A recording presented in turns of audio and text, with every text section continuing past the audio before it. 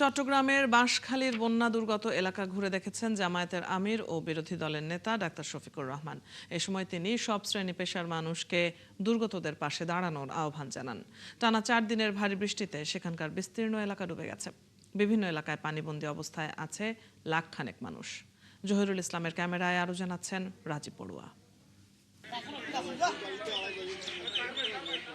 বাঁশখালী সাধনপুর থেকে সন্তান সম্ভবা স্ত্রীকে নিয়ে নৌকায় গুনাগুড়ি এলাকায় এসেছেন জাফর আহমেদ। তিনি জানান, পুরো এলাকা ডুবে থাকায় চট্টগ্রাম মেডিকেলে যাওয়ার জন্য নৌকা ছাড়া গতি নেই। চিটাঙ্গা যাবো, চিটাঙ্গে যেতে হবে। এখন অনেক দুর্ভিক্ষ আছে, এখানে পানির মধ্যে কিছু করতে পারতেছি না। এখান থেকে আরো পানি বেশি, সামনে গেলে দেখবেন আরো বেশি পানি। কালার এক্সপার্ট ডার্ক স্যাপ এবং মাইল্ড অন হ্যান্ডস টেকনোলজি সমৃদ্ধ অরিক্স অ্যাডভান্স ডিটারজেন্ট পাউডার আপনার লন্ড্রি এক্সপার্ট।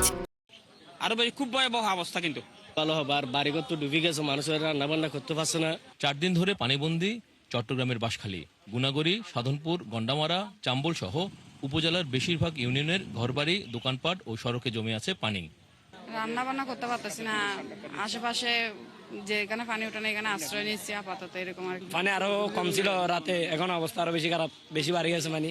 ক্ষতিগ্রস্তদের অভিযোগ, স্লুইস গেট যথাযথভাবে পরিচালিত না হওয়ায় পানি নামছে না। মশলার কলা সুইচ গেটে 12টা ছিদ্র আছে, এখানে দুটা খোলা আছে আর সবগুলো বন্ধ। এখানে কাজের জন্য এইগুলো পানি বাড়ি গেছে। এখানে এলাকার সংসদ সদস্য জলাবদ্ধতার কারণ হিসেবে স্লুইস গেট অব্যবস্থাপনার বিষয়টি সামনে আনেন। বাঁশখালী দীর্ঘদিনের জনাকাঙ্ক্ষা ছিল আমাদের জলকদরগাল খনন করার, নাব্যতা ফিরে পাওয়া।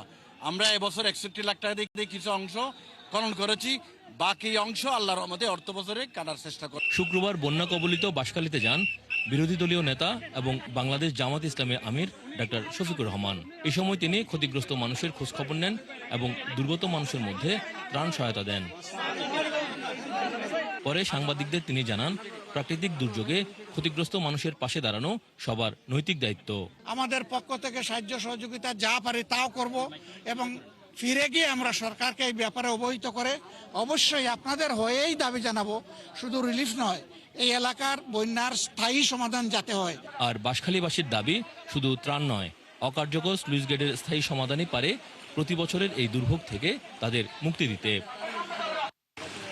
রাজীব বড়ুয়া, ৭১, চট্টগ্রাম।